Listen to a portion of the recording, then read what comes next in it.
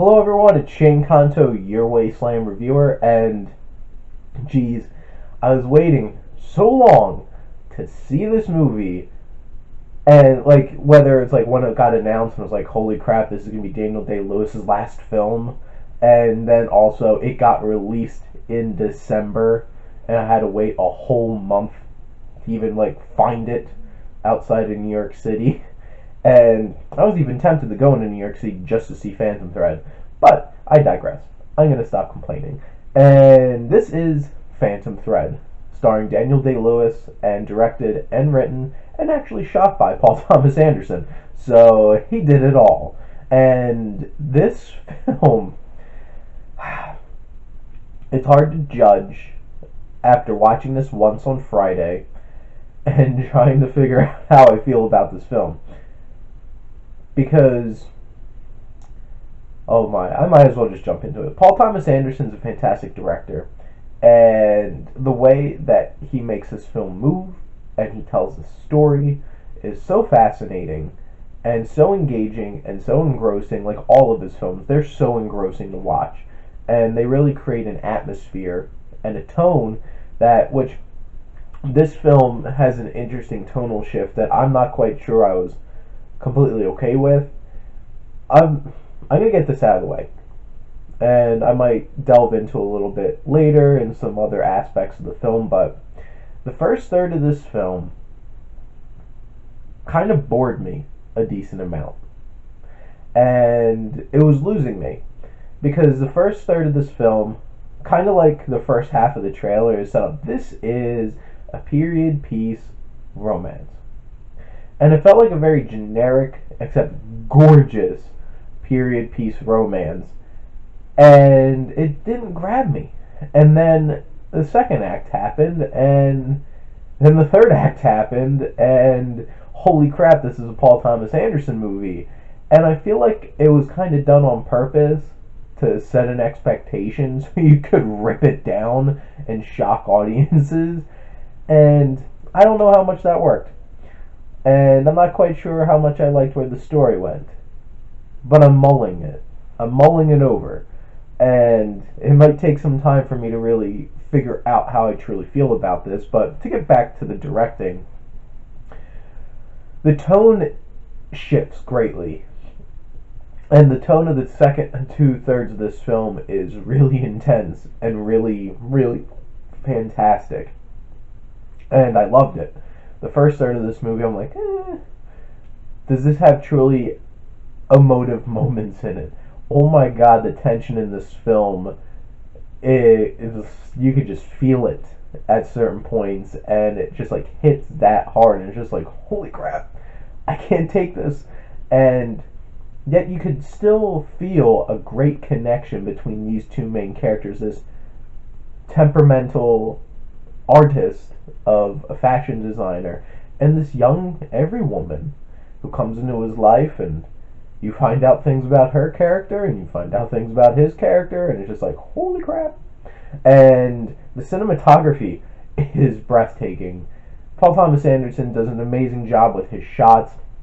There's one particular shot that I love of all these women coming in to start their work day, and they're going up a spiral staircase, and the camera slowly tilts up and goes straight up to the ceiling, and you just see all these women walking up. It's just like that kind of stuff. It's like, is it really super important that they have shots like that in a film? To me, yeah. To me, I feel like the more artful that you can be with the camera work, the more engaging the film can be. And Paul Thomas Anderson does an amazing job doing it, even though he's uncredited as the DP, the cinematographer for this, but we're going to forget about that. But he does such a great job of constructing such a beautiful film. The colors is just beautiful, and I have to say the costume design is A+++++ for this film, especially when you're dealing with a film about fashion. Oh, all the clothes he wears, I want them. And then all these dresses are so gorgeous and ornate and beautiful. And that is so important to the part of this film, because those threads, the phantom threads, everything going on in this film is rooted in the fashion, the art of what Reynolds is doing, Daniel Day-Lewis's character. And from a writing perspective, also, the cinematography, the lighting in this is breathtaking. How they utilize light and shadow in this film can be really intense and create some very powerful imagery. And there's so many scenes of just Daniel Day-Lewis and looking at him, and how the shadows fall on his face creates such an interesting look and feel to certain scenes. And then Paul Thomas Anderson wrote this. And what I mentioned before the story, I don't know how I feel about the story. It goes places. Let me just put it that way. And I don't know if I liked where it went.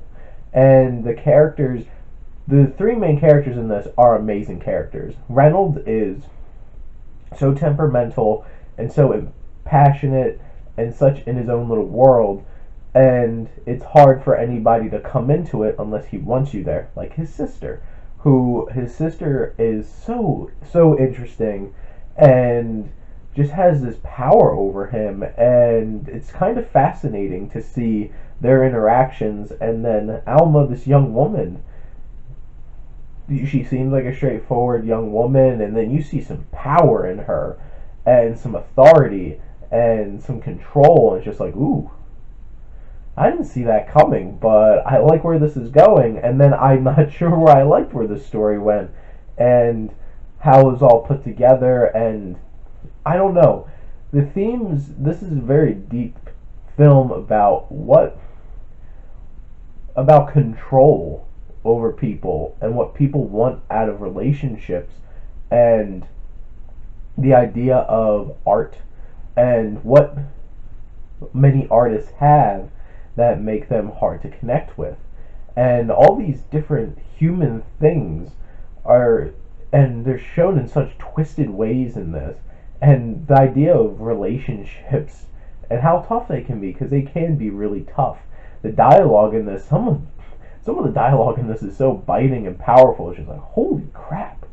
And you don't expect some of it, and some of it's just so powerful and so interesting. And there's an interesting scene towards the end of the film where Reynolds is there by himself. Hopefully those air quotes make you understand what scene this is when you actually see it. That it's very powerful and really gives you an insight into him, and it's just like, holy crap. This guy comes from a very different perspective, and that's what makes him so interesting. The composer, Johnny Greenwood of Radiohead, who did the score for There Will Be Blood, which is amazing. This score is amazing and powerful and beautiful. So beautiful. And it's very much more orchestral than his work for There Will Be Blood, but then there's some moments that are so unsettling and creepy in it.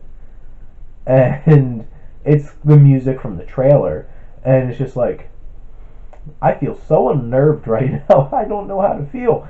And Johnny Greenwood's score is that powerful, and it can be overbearing and very intentional in getting certain scenes and like turning it up. And it does such a great job in doing that it really sticks out to me. Now the acting, me saying Daniel Day-Lewis was amazing is redundant and not saying much, but my God, what he does with his voice, because it is very similar to what his actual speaking voice is, but there's a little poshness to it, and just a little extra kind of like hitting the like syllables and the vowel sounds and everything so precisely and perfectly that it gives this air of like, I am above you kind of thing, and what he thinks about himself. And he's so temperamental throughout the film, and how he's able to show that. And there's just so many small micro choices that he makes that are so impactful. Just the looks he gives. There's one particular scene where a woman who he doesn't believe deserves to be in his dress is making a fool of herself in it, and the look on his face is so burning, and just the way that he delivers lines is so bluntly and bam, and it's so to the point and really captures his character. And then Vicky Krieps, oh my, she was amazing in this, and she is so powerful and really brings a lot of screen presence to scenes and a very powerful presence on screen against Daniel Day-Lewis, which is so hard because he is a titan on that screen. And usually he eats up the screen and she eats up equally as much as the screen as him. And I feel like that matches what's going on in their relationship so well that these two powerful performances really elevate what's going on in the film. And then Leslie Manville, who plays the sister, is so great. Cyril, she's so very British. There's no like high energy kind of thing, and it's just like, I'm going to sip my tea and deliver a comment that is so biting and so powerful, and you won't even see it coming. And it's just like she does that so well. It's just like, wow, you're impressive. I want to see more of you in things. Now, this technically masterful film. It is, without a shadow of a doubt. And this one takes you on a really unexpected ride that completely deconstructs old time period romances. And I have to mull over this film more, but for now, I'm going to give Phantom Thread a B+.